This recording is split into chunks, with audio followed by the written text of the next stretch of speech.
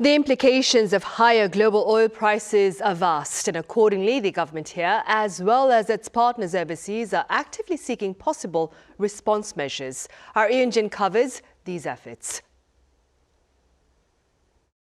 The closure of the Hormuz Strait has caused oil and gas prices to skyrocket and driven global energy trade into turmoil.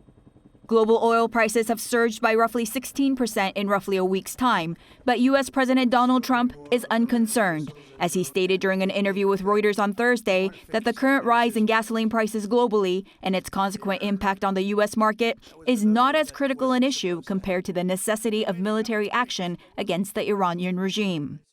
This is a notable shift from Trump regularly touting that gasoline prices have dropped under his watch.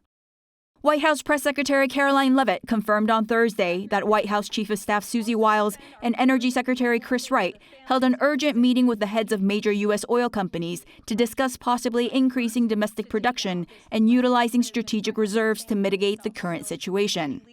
Interior Secretary Doug Burgum said that all emergency measures were being considered to stabilize oil prices.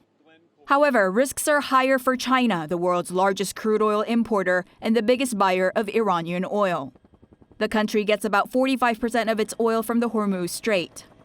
Reuters reported on Friday that according to diplomatic sources, China is in talks with Iran to allow crude oil and Qatari liquefied natural gas vessels safe passage through the Strait of Hormuz.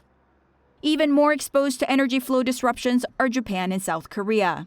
Japan's government said it imported 2.34 million barrels of crude per day in January, about 95% of its total imports that month.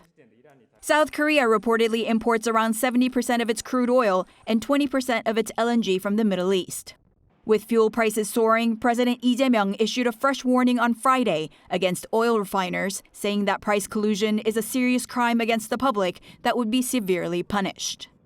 무엇보다 기름값 바가지처럼 공동체의 어려움을 이용해서 부당한 폭리를 취하려는 반사회적인 악행에 대해서는 아주 엄정하고 단호한 대응을 해야 합니다. President Lee added that any companies that do this would face the simple truth of reaping what they sow. As part of efforts to stabilize the local energy market, government authorities are set to conduct at least 2,000 monthly inspections on prices and quality of fuel products across gas stations nationwide starting Friday. Eun-jin, Arirang News.